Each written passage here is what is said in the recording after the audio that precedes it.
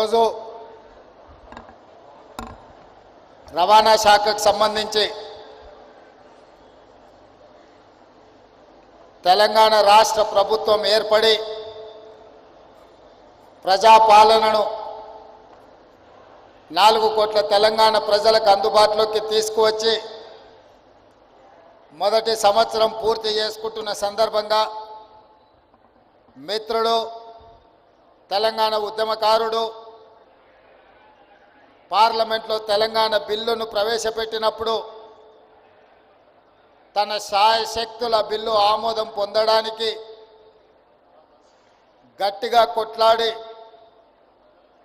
ఆనాడు జరిగిన దాడుల్లో గాయాల పాలైన తెలంగాణ బిల్లును ఆమోదింపజేసి 10 సంవత్సరాల తర్వాత ఏర్పడ్డ ప్రజాపాలనలో రవాణా శాఖ మంత్రివర్యులుగా బాధ్యతలు చేపట్టి సంవత్సరం పూర్తి చేసుకుంటున్న సందర్భంలో రవాణా శాఖకు సంబంధించిన సిబ్బందితో అధికారులతో ఆర్టీసీ కార్మికులతో ఈ ప్రజా పండుగను అద్భుతంగా ఏర్పాటు చేసిన పొన్నం ప్రభాకర్ గారికి ఈ కార్యక్రమంలో పాల్గొన్న పార్లమెంట్ సభ్యులు బలరాం నాయక్ గారికి హైదరాబాద్ మేయర్ గద్వాల విజయలక్ష్మి గారికి అదేవిధంగా స్థానిక శాసనసభ్యులు మాజీ మంత్రివర్యులు మిత్రుడు దానం నాగేందర్ గారికి అదేవిధంగా శాసనసభ్యులు పరిగి రామ్మోహన్ రెడ్డి గారికి మాజీ పార్లమెంట్ సభ్యులు మిత్రుడు అంజన్ కుమార్ యాదవ్ గారికి మిగతా ప్రజాప్రతినిధులకు ఆర్టీసీ అదేవిధంగా రవాణా శాఖకు సంబంధించిన ఉన్నతాధికారులు ఇక్కడికి విచ్చేసిన కార్మిక మిత్రులందరికీ కూడా హృదయపూర్వక సంవత్సర శుభాకాంక్షలు. ఈరోజు ఈ కార్యక్రమం ప్రజాపాలన సంవత్సరం పూర్తి చేసుకుంటున్న సందర్భంలో ఈ పండుగను మీ అందరితో కలిసి పంచుకోవాలి. ఈ సంవత్సర పాలనలో రవాణా శాఖ సిబ్బంది సాధించిన విజయాలను తెలంగాణ రాష్ట్ర ప్రజలకు గుర్తు చేయాలని ఒక గొప్ప సంకల్పంతో ఈ కార్యక్రమాన్ని ఏర్పాటు చేసుకొని పోయిన సంవత్సరం ప్రభుత్వం ఏర్పడిన 2 రోజుల్లోనే డిసెంబర్ 7 నాడు ఎల్బీ స్టేడియంలో రాష్ట్ర ప్రభుత్వం ప్రమాణ స్వీకారం చేస్తే ఆనాడు కాంగ్రెస్ పార్టీ ఇచ్చిన 6 గ్యారంటీలలో భాగంగా డిసెంబర్ 9 నాడు మొట్టమొదట ఆర్టీసీ బస్సుల్లో ఆడబిడ్డలకు ఉచిత రవాణా కార్యక్రమాన్ని ప్రారంభించి దాదాపుగా ఈ రోజుకు సంవత్సరం పూర్తి చేసుకోబోతున్నాం. డిసెంబర్ 9, 2024 నాటికి సంవత్సరం పూర్తి చేసుకున్న సంబరాలను మనం జరుపుకోబోతున్నాం. ఇది ఒక గొప్ప విప్లవాత్మకమైన మార్పు.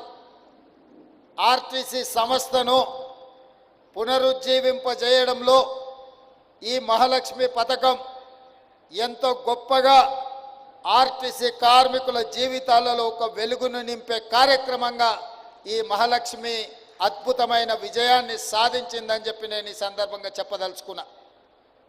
ఇవాళ మిత్రులారా, మిత్రుడు పొన్నం ప్రభాకర్ గారు చెప్పినట్టు రాజకీయ పార్టీలు ప్రజాప్రతినిధులు తెలంగాణ రాష్ట్ర సాధనలో విఫలమైనప్పుడు 4 కోట్ల తెలంగాణ ప్రజలు ఇక తెలంగాణ రాదేమో శాశ్వతంగానే అనుమానాలు వ్యక్తం చేస్తూ ఆందోళన చెందుతున్న సందర్భంలో ఆనాడు ఆర్టీసీ కార్మికులు 43,000 కుటుంబాలు పండగ జరుపుకోకుండా ఆర్టీసీతో దిగ్బంధం చేసి తెలంగాణ రాష్ట్రాన్ని స్తంభింపజేసింది. కాబట్టి ఆర్టీసీ కార్మికుల కృషి త్యాగాలు భార్య బిడ్డలతో ఉపవాసం బండి అయినా సరే తెలంగాణ రాష్ట్రాన్ని సాధిస్తామని ఉక్కు సంకల్పంతో ఆనాడు సకల జనుల సమ్మెలో సింగరేణి కార్మికులతో పాటు జంగు సైరన్ ఊది తెలంగాణ రాష్ట్రాన్ని సాధించడంలో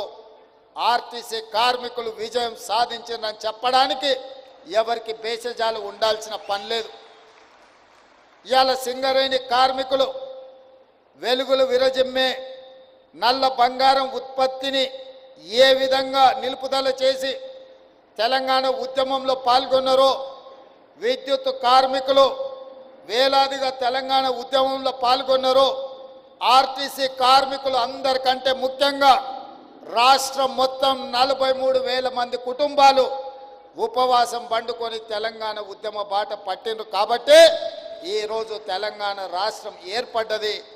నాకంటే ముందు 2 సార్లు ముఖ్యమంత్రిగా బాధ్యతలు స్వీకరించిన చంద్రశేఖరరావు గారైనా, ఈనాడు ముఖ్యమంత్రిగా బాధ్యతలు చేపట్టిన నేనైనా బాధ్యతాయుతంగా రవాణా శాఖను కాపాడవలసిన అవసరం ఉన్నది.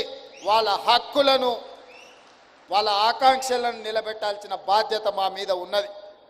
అందుకే ఆ 10 సంవత్సరాల్లో తెలంగాణ రాష్ట్రం వచ్చిన తర్వాత ఆర్టీసీ సంస్థ బాగుపడుతుంది, లాభాల బాటనే నడుస్తుంది, కార్మికుల యొక్క కారుణ్య నియామకాలు జరుగుతాయి, మీ ఫిట్మెంట్ మీకు వస్తుంది, అన్ని రకాలుగా ఉద్యమ సమయంలో చెప్పిన ఆకాంక్షలు నెరవేరుస్తాయని ఆనాడు ఆశించాను. మీ ఆకాంక్షలు నెరవేరకపోవడం వల్ల మళ్ళీ తెలంగాణ రాష్ట్రంలో మీరు ఉద్యమ బాటను పడితే ఆనాటి ప్రభుత్వం నిర్లక్ష్యం చేయడం వల్ల దాదాపుగా 50 మంది ఆర్టీసీ కార్మికులు, నాకు బాగా గుర్తుంది, మీ ఒక ఆర్టీసీ డ్రైవర్ ఖమ్మం జిల్లాకు చెందినవాడు, ఆయన పిల్లలు మంచి ఉద్యోగాలలో ఉండే ఆర్థికంగా స్థితిమంతుడైన తోటి కార్మికుల కోసం ప్రాణ త్యాగం చేసిండు. కనీసం ఆనాడు హాస్పిటల్లో ఆ శవాన్ని పరామర్శించడానికి, ఆ కుటుంబానికి ఒక మనోధైర్యాన్ని ఇవ్వడానికి కూడా ఆనాటి ప్రభుత్వం అనుమతించలేదు.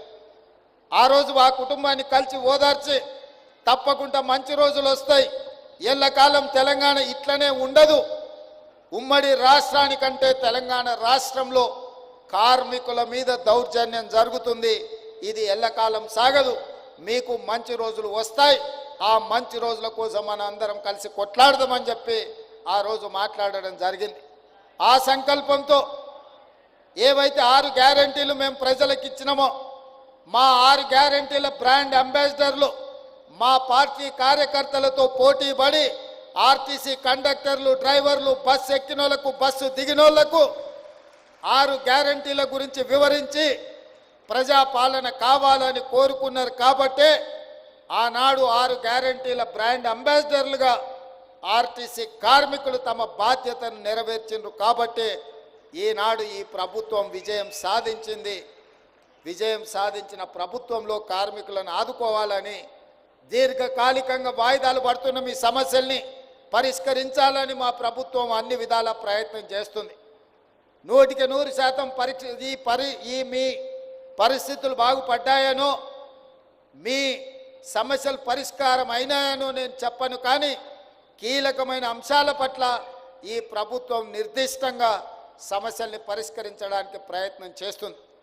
ఆనాడు నష్టాలలో ఉన్న సంస్థ మహాలక్ష్మి పథకం ప్రవేశపెట్టినాక ఈ 11 నెలల్లో దాదాపుగా 115 కోట్ల మంది ఆడబిడ్డలు, మళ్ళొక్కసారి చెప్తున్న మీడియా మిత్రులకు, ఇప్పటి వరకు డిసెంబర్ 9, 2023 నుండి నవంబర్ 30 తారీఖు 2024 వరకు దాదాపుగా 11 నెలల 20 రోజుల్లో 115 కోట్ల మంది ఆడబిడ్డలు ఆర్టీసీలో ఉచిత బస్సు రవాణా సౌకర్యాన్ని వినియోగించుకున్నారు.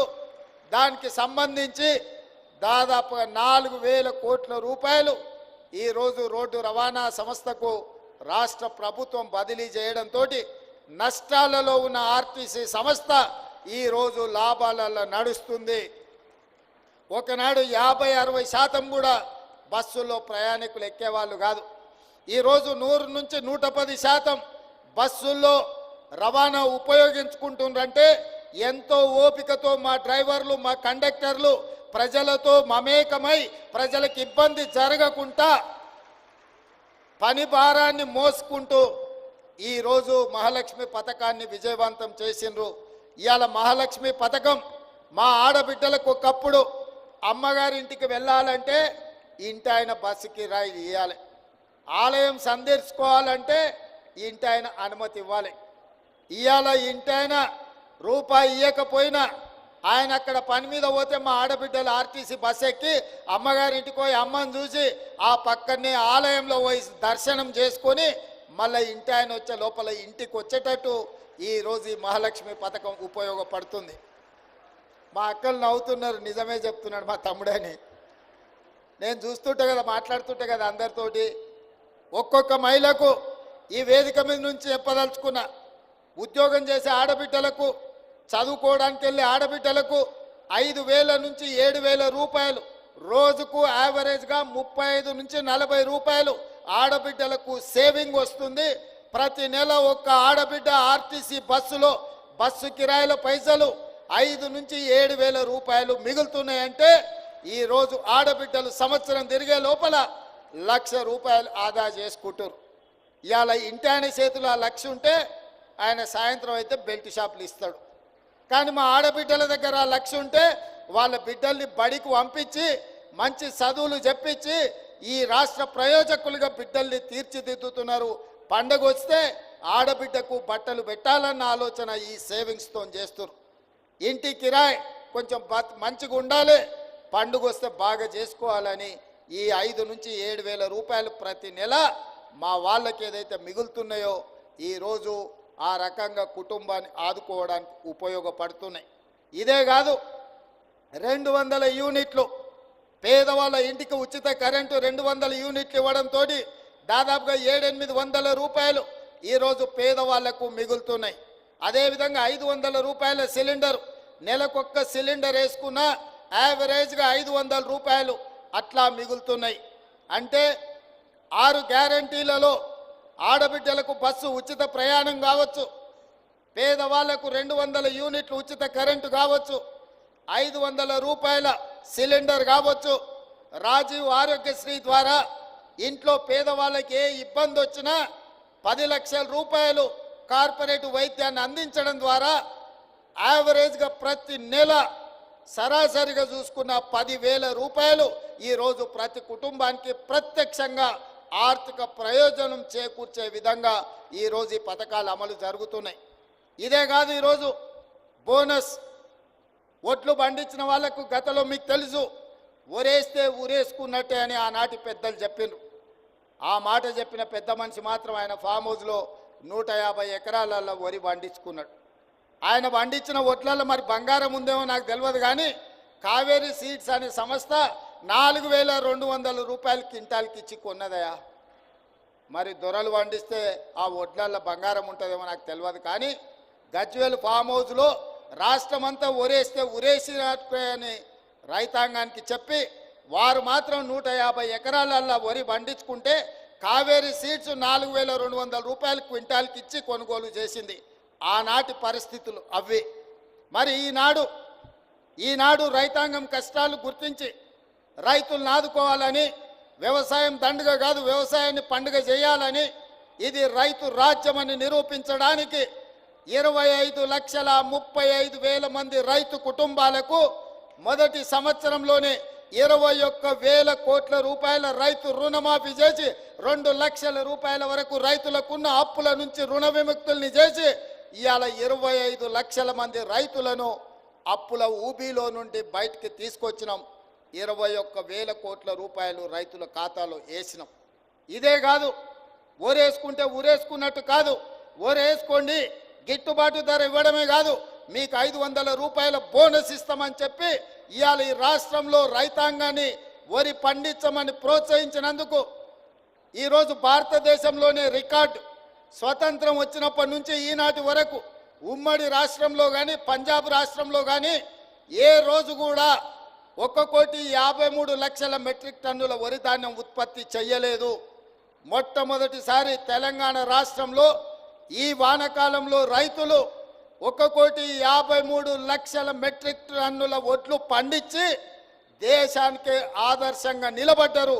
చివరి గింజ వరకు రైతులు పండించిన పంటను సన్న వడ్లను మొత్తం 500 రూపాయల బోనస్ ఇచ్చి ఇవాళ మన ప్రభుత్వం కొనుగోలు చేయడం ద్వారా రైతులకు అండగా నిలబడతామని ఒక భరోసా ఇచ్చినాం. భవిష్యత్తులో కూడా తెలంగాణ రైతాంగాన్ని నేను విజ్ఞప్తి చేస్తున్నా, దొడ్డు వడ్లు పండించకండి, దొడ్డు బియ్యం తినే పరిస్థితులు లేవు. రేషన్ షాపుల్లో దొడ్డు బియ్యం ఇస్తే మళ్ళీ రేషన్ షాపులో బ్లాక్ మార్కెట్లు అమ్ముకుంటుండే, ఎవరు తింటలేరు. హాస్టళ్లలో పిల్లలకు పెడితే ఆహార కల్తీ అయిందని ఆరోపణలు వస్తున్నాయి.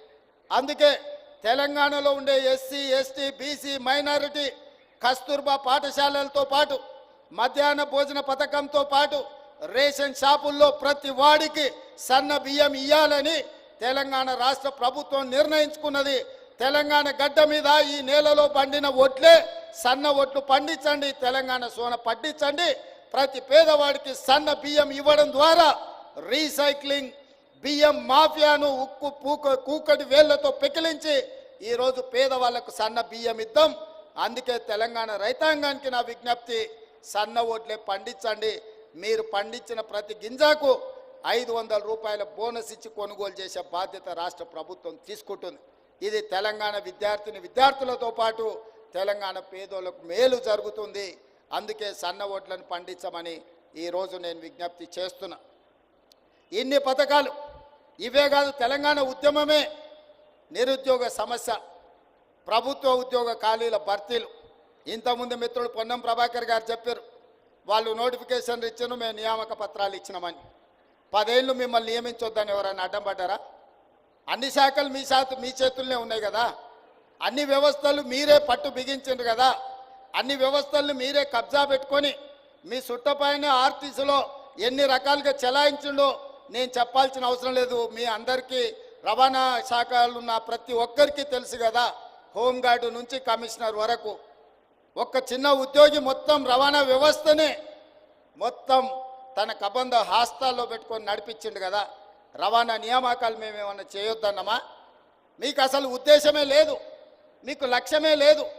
నోటిఫికేషన్లు ఇచ్చి గాలి కొదిలేసి చాట్ల తవుడు పోసేదో తాకట్టు పెట్టినట్టు ఈరోజు మీరు నోటిఫికేషన్లు ఇచ్చి కోర్టులో లిటిగేషన్లు మీరే వేపించి ఎక్కడ కూడా నియామకాలు జరగకుండా మీరు అడ్డం పడితే ఆ చిక్కుముళ్ళను అన్నిటిని కూడా మేము వచ్చినాక ఇప్పినాం. మొదటి ప్రాధాన్యత నిరుద్యోగ సమస్య అనుకున్నాం. అందుకే మీరు నోటిఫికేషన్లు ఇచ్చి పారిపోతే 10 సంవత్సరాలు నియామకాలు చేపట్టకపోతే కోర్టుల్లో మూలుగుతున్న కేసులను అన్నిటిని పరిష్కరించి నిన్నటి గ్రూప్ 4 నియామకాలతోని మొదటి సంవత్సరంలో 55,143 ప్రభుత్వ ఉద్యోగ నియామకాలు చేపట్టి ఇంక్లూడింగ్ మీ డిపార్ట్మెంట్లో కారుణ్య నియామకాలే కాకుండా 113 మంది మీ ట్రాన్స్పోర్ట్లో ఆఫీసర్స్ నియామకంలో 97 మంది నియామక పత్రాలు మీ ట్రాన్స్పోర్ట్ కార్యాలయంకి వచ్చి నేను ఇచ్చిన వాటితో సహా ఈరోజు 55,143 ఉద్యోగాలు ఈరోజు మేము ఇచ్చినాం.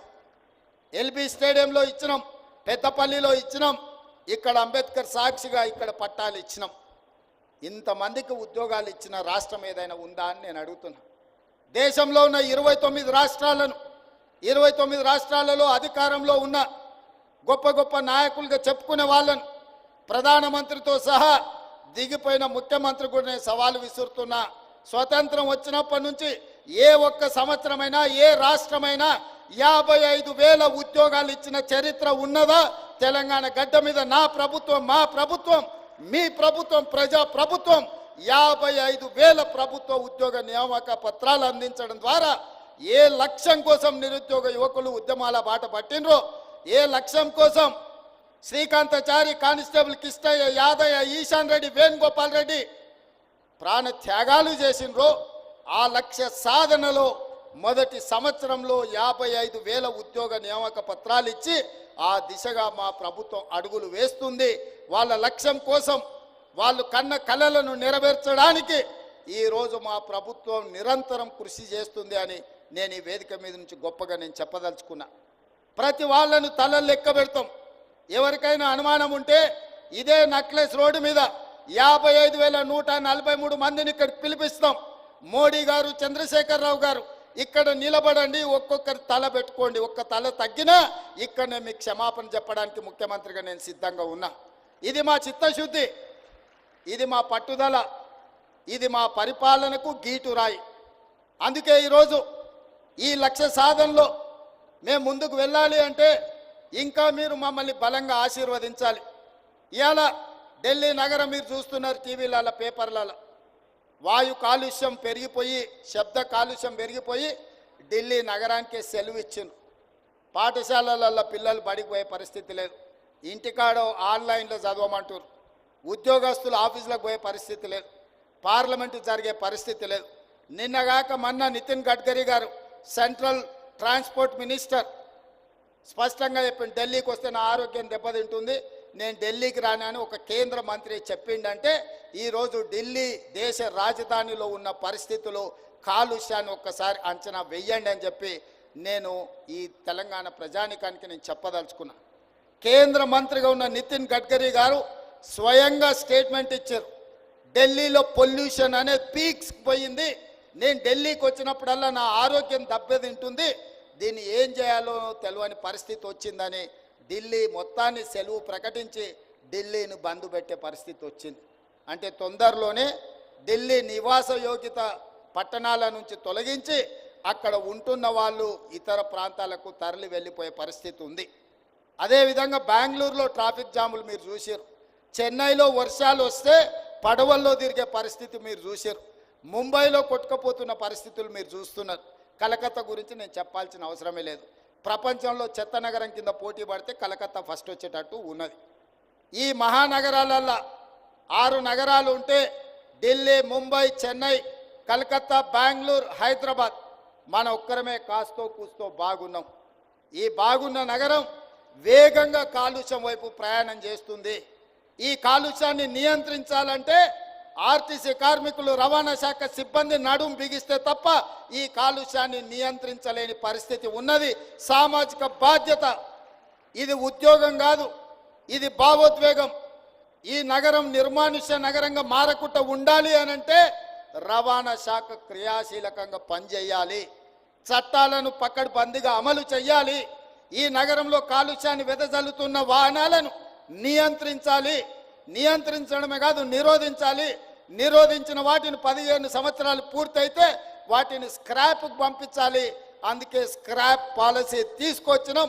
కాలం చెల్లిన వాహనాలను స్క్రాప్కు పంపించాల్సిన బాధ్యత మీ మీదనే ఉన్నది. అదేవిధంగా ఇవాళ డీజిల్, పెట్రోల్, ఇతర ఇంధనాల వల్ల విపరీతమైన కాలుష్యాన్ని వెదజల్లుతున్నాయి. మరి దీన్ని నియంత్రించాల్సిన బాధ్యత మన మీద లేదా? అందుకే ఈరోజు మనం ఈ ఎలక్ట్రిక్ వాహనాల కోసం రవాణా ఛార్జెస్ 0 చేసినాం. ఒక్క పైసా లేదు. వెహికల్ కొనుక్కుంటే వితౌట్ ఎనీ ఫీజ్ మనం బండ్లను రిజిస్ట్రేషన్ చేస్తున్నాం. కాబట్టి ఈరోజు నగరంలో ఆ వాహనాల కొనుగోలు పెరగాల్సిన అవసరం ఉన్నది. ప్రజలకు అవగాహన కల్పించాల్సిన బాధ్యత అధికారుల మీద ఉన్నది.